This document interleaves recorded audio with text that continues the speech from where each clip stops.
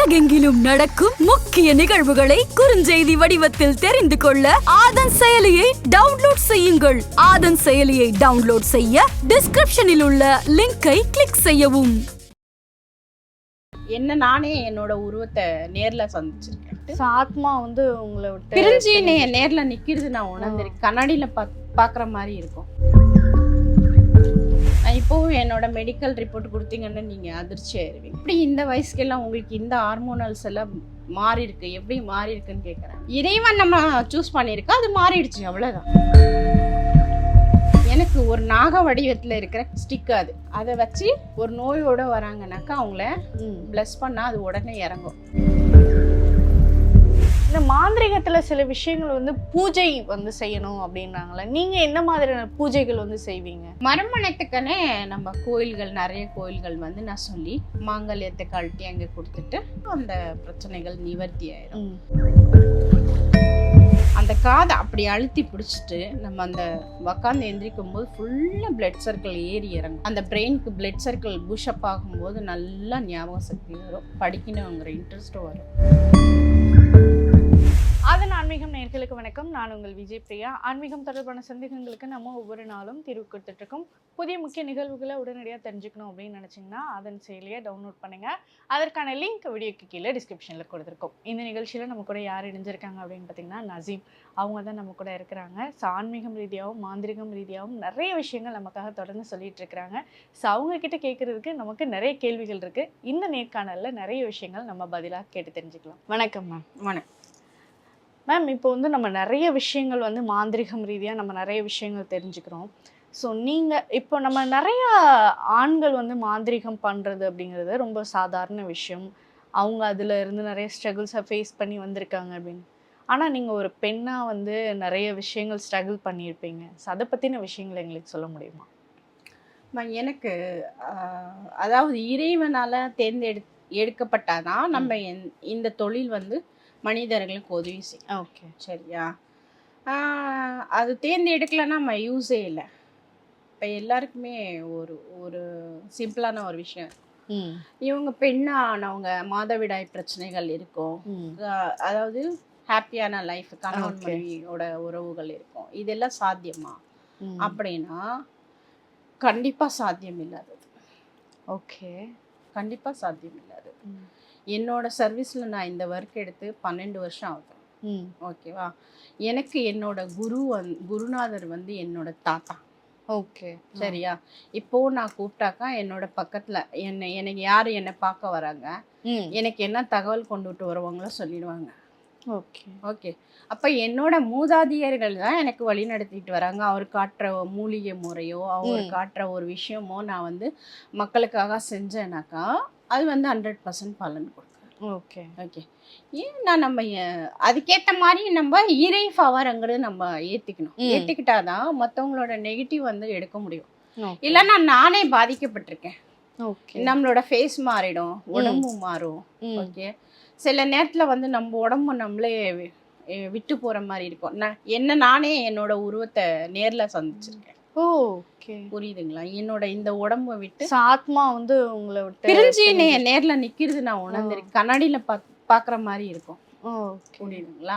அது ஏன் அப்படி போயிடும்னாக்கா மற்றவங்களோட விஷயங்கள் அவ்வளோ மோசமாயிருக்கும். ஓகேவா? இதுல வந்து பெண்கள் செய்ய முடியுமா அப்படிங்கிறத விட இந்த பிரபஞ்சத்துல ஆண்களுக்குன்ற ஒரு தனிப்பட்ட இடம் இருக்கு, தனிப்பட்ட உலகம் இருக்கு. பெண்களை எப்பவும் முன்னேற விட மாட்டாங்க. ஓகே. அந்த மாதிரி மனிதர்களால தான் பிரச்சனையை சந்திச்சுட்டு இருக்கேனே தவிர்த்து இறைவனால இல்லை. ஓகே, புரியுதுங்களா நான் சொல்றது? பெண் இல்லைன்னா உலகம் இல்லைன்னு சொல்லுவாங்க. புரியுதுங்களா? வெறும் ஆண்களே வாழ்ந்தாக்கா அந்த உலகம் எங்கேருந்து டெவலப் ஆகுது? கண்டிப்பா. அப்போ ஏன் பெண்ணை ஒரு அடிமையாவே நினைக்கிறீங்க? பெண் பண்ணா என்ன தவறு? புரியுதுங்களா? காமாக்கியா டெம்பிள் தெரியும் இல்லையா உங்களுக்கு? அசாம்ல அங்கே வந்து சக்தியின் அதாவது உடல் வந்து வெட்டப்படும் போது அந்த உடல்ல விழுந்த ஒரு பாகம்தான் அது அப்படின்றாங்க. ஓகேவா? அப்போ சக்தியும் சிவமும் இல்லாம உலகமே இல்லை. அது ஒரு காந்த சக்தி. கண்டிப்பா. காந்தத்தை நம்ம பார்க்க முடியுமா? முடியாது. அது எதிலாச்சும் இரும்புல ஒட்டதான் செய்யுமே தவிர்த்து அது காந்த பவர் அதில் இருக்குன்னு நம்மளால தெரிஞ்சுக்கவே முடியும். அந்த மாதிரி தான் இந்த பிரபஞ்சம். நான் நிறைய விஷயங்கள் ஃபேஸ் பண்ணியிருக்கேன், நிறைய என்னோட ஃபேமிலிலையும் சரி துன்பங்களையும் சரி நிறைய சந்திச்சிருக்கேன். ஓகே, மக்களுக்கு நான் என்ன சொல்ல வரேன்னா, நான் வந்து ஒரு காவி தொட்டுக்கிட்டு வேஷம் போட்டு வாழ்றது வாழ்க்கை இல்லை. நான் என் மனசை தூய்மையாக மற்றவங்களுக்கு நான் வந்து என்னால் இது செய்ய முடியும் இறைவன் கொண்டு செய்வேன் அப்படின்னு செஞ்சு கொடுத்துட்ருக்கேன். அப்போ எனக்குள்ள என்ன மாற்றம் அப்படின்னா, நான் வந்து பார்க்குறதுக்கு பெண் மாதிரி இருப்பேன், ஆனால் செய்கிற செயல்கள் எல்லாம் ஆண் மாதிரி இருக்கும். ஓகே, புரியுதுங்களா? தூய்மையான உடல் வேணும்னா இறைவன் நம்மளை சூஸ் பண்ணும்போது அவன் கொடுத்துட்றான். புரியுதுங்களா? நான் இப்போவும் என்னோட மெடிக்கல் ரிப்போர்ட் கொடுத்தீங்கன்னு நீங்கள் அதிர்ச்சி ஆயிடுவீங்க. ஓகே, புரியுதுங்களா? ஏன்னா அவங்களே வந்து எப்படி இந்த வயசுக்கெல்லாம் உங்களுக்கு இந்த ஹார்மோனல்ஸ் எல்லாம் மாறி இருக்கு, எப்படி மாறி இருக்குன்னு கேட்குறாங்க. ஓகே, அப்போ நான் ஏன் அதை மாற்றணும்? ஓகே, இறைவன் நம்ம சூஸ் பண்ணியிருக்கா, அது மாறிடுச்சு, அவ்வளோதான். அவனுக்கு எப்படி நம்மளை தூய்மையாக வேணுமோ அப்படி மாற்றிட்டாங்க. ஓகே, அப்படி இருக்கும்போது நான் வந்து ஏன் அந்த செயல்களை செய்யக்கூடாது? தடை பண்ணுறதுக்கு அவங்க யாரு? இறைவன் கொடுத்த கிஃப்ட்டு, இறைவன் கொடுத்த உடல் அவனே தூய்மைப்படுத்திக்கிட்டான். அப்புறம் நான் செய்யறதுக்கு மற்றவங்களுக்கு என்ன தடங்கள்? ஓகே, புரியுதுங்களா? பெண்ணும் ஆணான்னு பார்க்கறத விட யாருக்கிட்ட வந்து இறைவன் வந்து யாரை சூஸ் பண்ணுறான், எதுக்காக சூஸ் பண்ணுறான், அவனோட நோக்கம் என்ன, அதுதான் தெரியணும். ஓகே, ஓகேவா? நிறைய பேர் வந்து என்ன கமெண்ட் செக்ஷன்லலாம் என்னன்னா, இவங்க சொல்கிறது எல்லாம் ஃபேக், செய்கிறது எல்லாம் ஃபேக் அப்படிங்கிறாங்க. நேர்மையாக வந்து உக்காந்து பாரு, என்ன செய்கிறேன்னு பாரு, நான் போகிற இடத்துக்கு என்ன ஃபாலோ பண்ணு, முடியுமா? கண்டிப்பாக முடியாது. முடியாது. ஏன்னா இப்போ நான் போயிட்டு வந்த இடம் இருக்கு இல்லையா, ஒரு ஆண்மகனே போயிட்டு வர்றதுக்கு பயப்படுவாங்க, ஒரு டாக்ஸி டிரைவரை வர்றதுக்கு பயப்படுறாங்க. நான் சொன்னேன், எனக்கு என்னோட இறைவன் இருக்கான், அவன் போக சொல்லியிருக்கான். இந்த மாதிரி நம்ம பிரபஞ்சத்தில் இந்த மாதிரி ஒரு இடம் இருக்குன்றது மக்களுக்கு எடுத்து சொல்கிறேன், நான் தெரிஞ்சுக்க போகிறேன். கண்டிப்பாக. புரியுதுங்களா?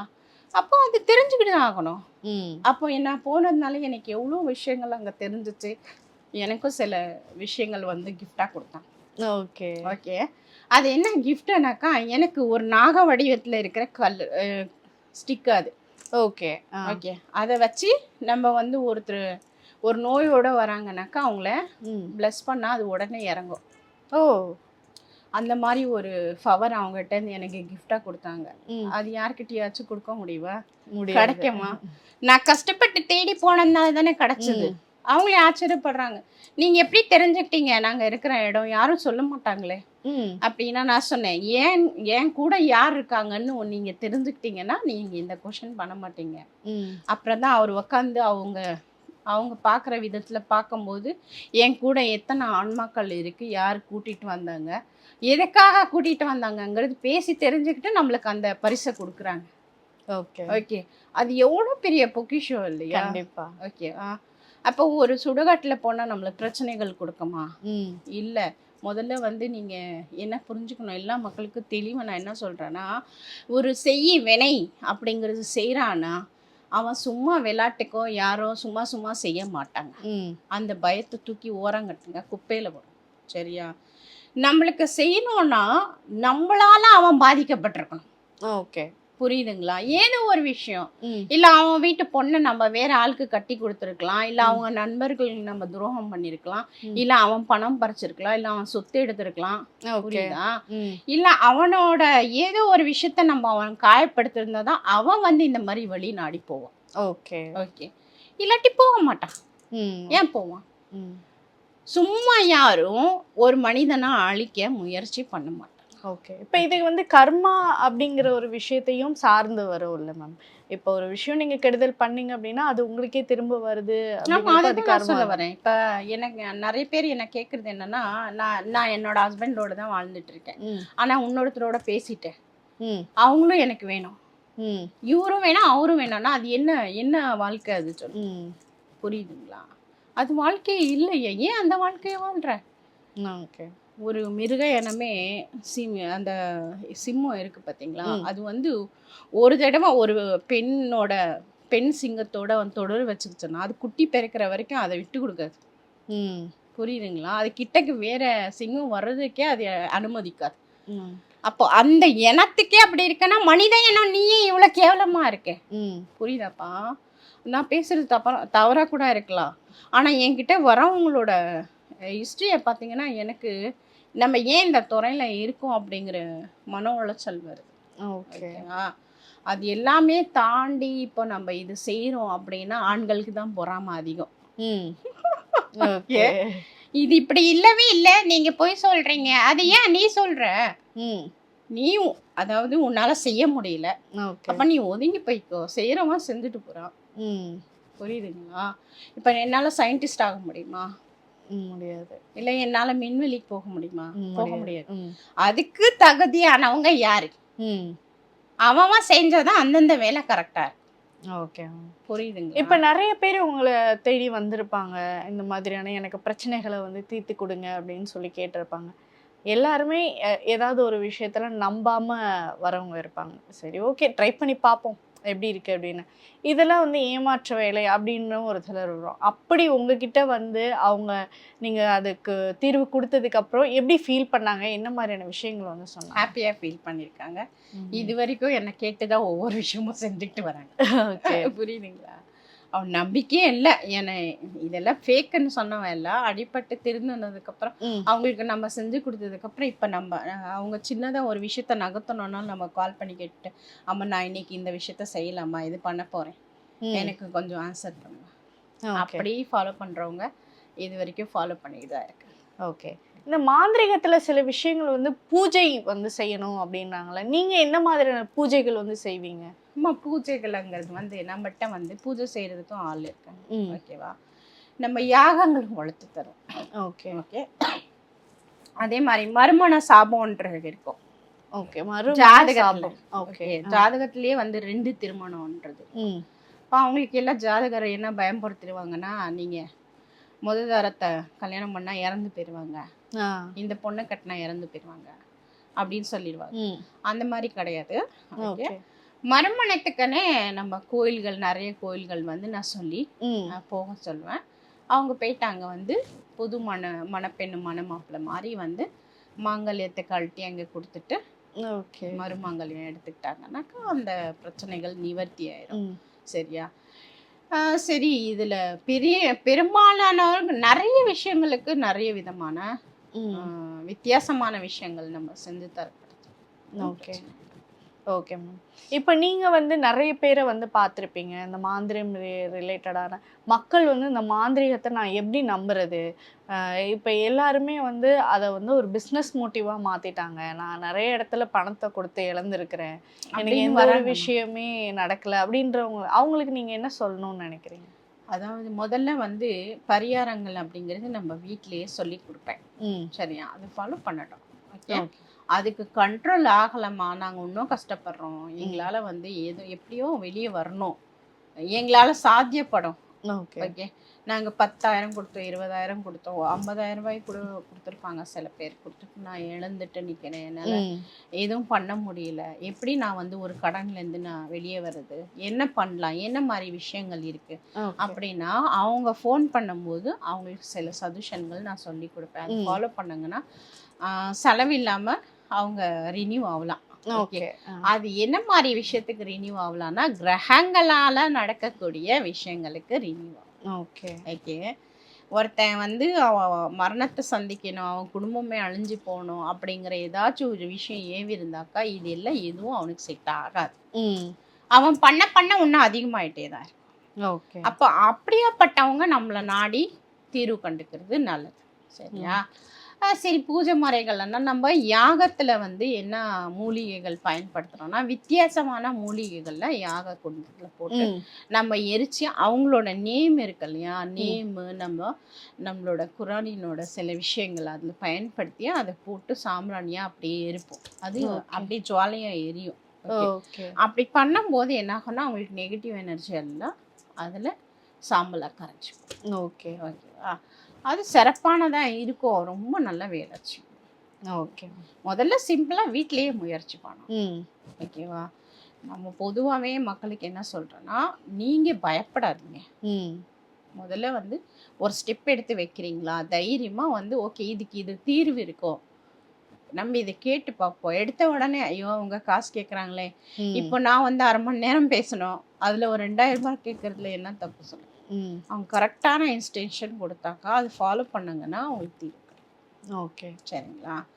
சரி ஓகே, இவங்க இந்த அம்மா வந்து 1.5 லட்சம் கேட்குறாங்க, 2 லட்சம் கேட்குறாங்கன்னா நீ அடுத்தவன் பொண்டாட்டியை கேட்டால் கேட்க தான் செய்வேன். புரியுதா? ஓகே. இல்லை அடுத்தவனு புருஷனை நீ வந்து அபகரிக்கணும்னு நினச்சா கேட்க தான் செய்வேன்.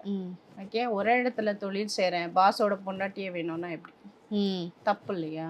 ஓகே, அப்படிலாம் நடந்திருக்கு. அப்படியெல்லாம் கேட்குறாங்க. அதே மாதிரி என்னன்னா நம்ம நம்ம அது கரெக்டாக போயிட்டு மெசேஜில் இவங்க 1.5 லட்சம் கேட்குறாங்க, ஒன்றும் நடக்காது அப்படின்னு போட்டாக்கா நீ போட்டது போட்டுட்டு போ, எனக்கு என்ன. நான் ஓப்பனாக ஒரே ஒரு விஷயம் தான் சொல்றேன், உன்னால முடியுமா வந்து பண்ணு, முடியலன்னா வரவே வராது. ஓகே, புரியுதுங்களா? ஏதோ ஒரு இறை நம்பிக்கையை வச்சு நம்மளால இவங்க இது பண்ணா மீண்டு வர முடியும் அப்படின்னு பண்ணா பண்ணலாம். ஓகே, வலுக்கட்டாயமா யாருமே வந்து நீங்க வாங்க இது பண்ணி தான் ஆகணும் அப்படின்னு அழுத்தி பண்ண வைக்கிற விஷயங்கள் கிடையாது. ஓகேங்களா? இறை மந்திரங்களும் இறை சக்தியும் சேர்ந்தா மட்டும்தான் நம்மளை வந்து ஒரு பிரபஞ்சத்தின் நெகட்டிவிட்டிஸ்ல இருந்து காப்பாற்ற முடியும். ஓகே, ஓகேவா? அதுக்கு முதல்ல நாமளே ப்ரிப்பேர் ஆகிக்கணும். சில பேருக்கெல்லாம் நான் சொல்லி கொடுத்தது பண்ணிட்டு இருக்காங்க, சூப்பராக இப்போவும் மெசேஜ் பண்ணுறாங்க, கால் பண்ணி நான் நல்லா இருக்கேன், எனக்கு நல்ல வேலை கிடச்சிருச்சு, நல்ல லைஃப் அமைஞ்சிருக்கு, நல்ல லைஃப் பார்ட்னர் அமைஞ்சிருக்காங்க நிறைய. அப்போ அவங்க சொல்லும்போது எனக்கு சந்தோஷமாக தானே இருக்கும். கண்டிப்பாக. ஓகே, 1000 பேரில் 5000 பேர் வந்து நம்மளை பாராட்டும் போது இனி ஒரு 50 பேர் நம்மளை கழுவி கொட்டிட்டு போனால் அதில் என்ன பிரயோஜனம்? உனக்கு தெரிஞ்சது அவ்வளோதான். ஓகே, நீ சபைக்கிறதுனால நான் எதுவும் ஆக போகிறது இல்லை. அதே மாதிரி நீ எனக்கு வந்து எதுவுமே தரப்போறது இல்லை. என்னோட உழைப்பு இருக்கு, நான் எங்கெங்க அலையிறேன்னு எனக்கு தெரியும். அப்போ என்னோட உழைப்பில் வாழக்கூடிய நானும் நீ பேசுகிற பேச்சை கேட்டுக்கிட்டு நான் ஏன் பின்வாங்கணும் சொல்லு? கண்டிப்பாக. புரியுதுங்களா? இறைவனை நம்பி ஒரு விஷயம் நம்ம செய்யணும் அப்படின்னா கட்டாயமா ஜெயிப்போம். கண்டிப்பா. அப்ப நம்ம வில்லங்கமா ஜெயிக்கல, யாருமே நம்ம அழிக்கல. சரியா? அவனுக்கு ஒரு வழிகாட்டுதல், ஒரு வழிபாதை நம்ம காட்டுறோம். அந்த வழியில போனா நீ வந்து உன் ஃபேமிலியோட ஹாப்பியா இருக்கும். ஓகே ஓகே, மற்றவனை நீ கெடுக்காத, நீ உன்னோட வருமானத்தை நீ இன்க்ரீஸ் பண்ணி ஹாப்பி ஆயிருன்னு சொல்றோம். அதை ஃபாலோ பண்ணிக்கிட்டு போக வேண்டிய.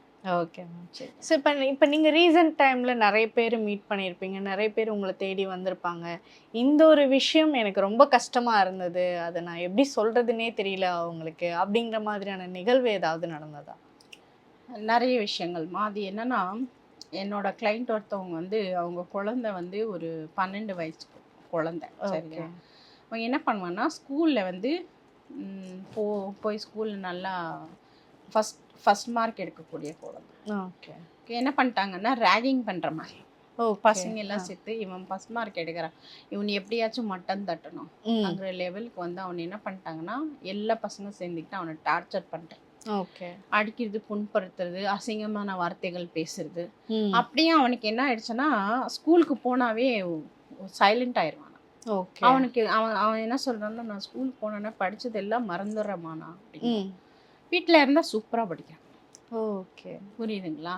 அவங்களுக்கு இது என்னன்னே தெரியல. சைக்காட்ரிஸ்ட் போய் பார்த்துருக்காங்க, மாத்திரை வாங்கி போட்டிருக்காங்க, 1 வருஷம் மாத்திரை எடுத்துருக்காங்க. ஓகே, புரியுதா? ஆனால் அவங்க சொல்கிற கண்டிஷன் என்ன, அம்மா வீட்டில் இருந்தால் நல்லா சூப்பராக படிக்கிறான், ஸ்கூலில் விட்டால் படிக்க மாட்டேன். இப்போ நான் சொன்னேன், கொஞ்ச நாள் ஸ்கூல் ஸ்டாப் பண்ணுங்க, ஓகே, எக்ஸாம் மட்டும் எழுத கூட்டி போய்விடுங்க, வீட்டில் இருந்தே படிக்கட்டும். ஓகே, வாத்தியார்களுக்கு எதனா டவுட் வேணும்னா ஃபோன் பண்ணி கேட்டுக்கிட்டோம். இப்போ 1 வருஷம் 2 வருஷம் பாஸ் ஆனா 3வது வருஷம் இப்போ அவனே ஆட்டோமேட்டிக்காக ஸ்கூலுக்கு போவான். ஓகே, புரியுதுங்களா? +1 இப்போ எக்ஸாம் இந்த வருஷம் எழுத போகிறான். இப்போ அவனோட கவலைகள், அவனோட வருத்தங்கள் யார்கிட்டையும் சொல்ல முடியல. இப்போ நம்ம தவறாக புரிஞ்சுக்கிற ஒரு விஷயங்கள் அந்த பிள்ளைய என்ன பண்ணுறோம், அவங்க நிறைய புண்படுத்திருக்காங்க, அவனுக்கு பேய் பிடிச்சிருக்குன்ட்டு நம்மள மாதிரி ஆட்கள் கிட்ட கொண்டு போய் அடிச்சிருக்காங்க, அந்த பையனை ரொம்ப புண்படுத்திருக்காங்க. ஒரு சாமியார்கிட்ட கூட்டி போய் அந்த சாமியார் வந்து அடிக்கிறேன்னு சாட்டையில் அடிச்சு பட்டையாக உடம்புல விழுந்து. Okay, okay. அப்போ நான் சொன்னேன், அந்த மாதிரி கிடையாது, இது குழந்தை, அவனுக்கு என்ன தேவை, நான் ஃபேமிலி எல்லாம் அனுப்பிட்டேன். ம் கீழே நீங்கள் எல்லாம் போங்க, நான் பேசுகிறேன் அவங்ககிட்ட. நான் பேசிட்டு உங்களை வர சொல்றேன். ஓகே அப்போ நான் பேசினேன்னா, உனக்கு என்ன ஹெல்ப் வேணும் சொல்லு, நான் பண்ணுறேன். உனக்கு என்ன பயமாக இருக்குது, ஏன் நீ ஸ்கூலுக்கு போக மாட்டேன்? என்னை எல்லாருமே அசிங்கமாக பேசுகிறாங்க, அசிங்கமாக திட்டுறாங்க. அந்த அந்த கிளாஸ் போய் அந்த சேரில் உட்காந்தா எனக்கு பேட் வேர்ட்ஸ் தான் திங்கிங் வருது. ஓகே ஓகே, அப்போ எனக்கு கோபமாக வருது, யார்கிட்டயும் பேச தோணல. அப்போ நான் அமைதியாயிடுறேன். எனக்கு படித்ததெல்லாம் மறந்து போகுது. வாத்தியார் திட்டுறாரு, புரியுதுங்களா? இப்போ இவங்க கடுப்பேத்தினது வாத்தியார் சொல்றதை அப்சர்வ் பண்ண முடியல அவனால. ஓகே அப்போ வாத்தியாரும் திட்ட ஆரம்பிச்சிட்டாரு.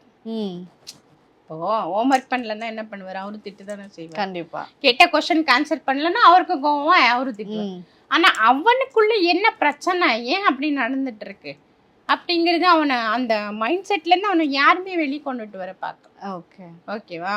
எல்லாம் அவங்களுக்கு வந்து அதாவது இவனுக்கு பெரிய உங்க வீட்டில் பில்லி சொன்னி வச்சிட்டாங்க, ஏவல் வச்சிட்டாங்க, அது வச்சிட்டாங்க, இது வச்சிட்டாங்க, அதனால தான் உங்க குழந்தை ஒரே பையன், அதனால இப்படி ஆயிடுச்சுன்ட்டு அவங்கள போட்டு ஏகப்பட்ட பணம் செலவு பண்ணி இப்போ கடைசியில் வந்து மன அமைதி, மன ப்ராக்டிஸ் வந்து அவனுக்கு கொடுத்து வீட்டில் படிக்க சொல்லி அவங்ககிட்ட இந்த விஷயத்தை தெரிஞ்சுக்கிட்டு நான் சொன்னேன் ஓப்பனா, நீ உன்னோட தைரியத்தை இழக்காத வரைக்கும் உன்னை யாரும் எதுவும் பண்ண முடியாது. ஓகே, புரியுதா?